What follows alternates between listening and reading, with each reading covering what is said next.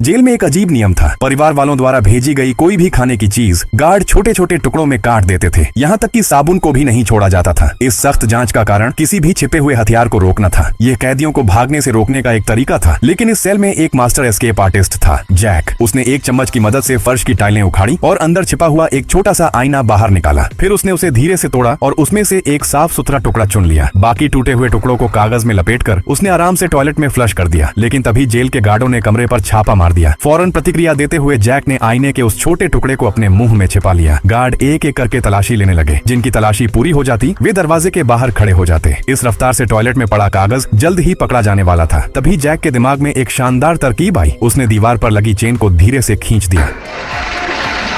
बाहर की तरफ से भी फ्लश किया जा सकता था। इसी वजह से वे बाल बाल बच गए। गार्ड अलमारियों को खंगालने लगे, खाना इधर उधर फेंक दिया, फोल्डिंग बेड की जांच की, खिड़कियां देखी। जब उन्हें कुछ भी असामान्य नहीं मिला तो वे संतुष्ट होकर चले गए। लेकिन जैक के हाथों में सबसे साधारण चीज भी जेल से भागने का औजार बन सकती थी। उसने आईने के छोटे टुकड़े को टूथब्रश के चारों ओर लपेट दिया। जल्द ही उसके पास जेल से भागने के लिए एक बेहतरीन उपकरण तैयार था। जैक ने उसे झरोखे के छेद से बाहर निकाला और अब वो गार्डों की गतिविधियों को साफ साफ देख सकता था। इसके बाद उसने फोल्डिंग बेड के पैर निकाल लिए। उसने उसे हाथ में तौला। उसका वजन बिल्कुल सही था। वो एक कुदाल की तरह काम कर सकता था। आखिर में उन्होंने कोने में रखा कार्डबोर्ड का डिब्बा हटाया और कोने में लगी 5 फर्श की टाइल्स उखाड़ दी, जिससे नीचे की सख्त कंक्रीट दिखाई देने लगी। जैक ने पूरी ताकत से उसे तोड़ना शुरू कर दिया। आवाज काफी तेज थी। उसके साथ ही कैदियों को डर था कि इससे गार्डों का ध्यान आकर्षित हो जाएगा। लेकिन जैक ने पहले ही सब कुछ हिसाब लगा लिया था। उनकी सेल के सामने वाली सेल का टॉयलेट आज मरम्मत के लिए बंद था। अगर उन्होंने यह मौका गंवा दिया तो शायद दोबारा कभी मौका नहीं मिलेगा। और सचमुच सारी आवाजें आपस में मिल गईं। गश्त कर रहे गार्डों को कुछ भी असामान्य सुनाई नहीं दिया। जल्द ही फर्श में दरारें दिखाई देने लगी। उसके साथ ही कैदी बेहद उत्साहित हो गए और बारी बारी से उसे तोड़ने लगे। जैसा कि कहा जाता है, एकता में ताकत होती है। 5 कैदियों की लगातार चोटों से नीचे का छोटा सा छेद धीरे धीरे एक बड़े रास्ते में बदल गया। फिर जैक ने एक कागज का टुकड़ा जलाया और उसे उस छेद में फेंक दिया। लौ टिमटिमाने लगी। इसका मतलब था कि वहाँ हवा का बहाव था, यानी सुरंग कहीं न कहीं जाती थी। लेकिन आखिर कहाँ, यह कोई नहीं जानता था। उन्होंने टूटी हुई कंक्रीट और मिट्टी को उसी छेद में डाल दिया और फैसला किया कि रात में इसकी जांच करेंगे। काम खत्म करने के बाद उन्होंने फर्श को पहले जैसा कर दिया और सारे औजार वापस अपनी जगह रख दिए। फिर वे धैर्य से आखिरी बेड चेक का इंतजार करने लगे। जैसे ही गार्ड वहां से गए, उन्होंने अपनी फरारी योजना के दूसरे चरण की शुरुआत कर दी।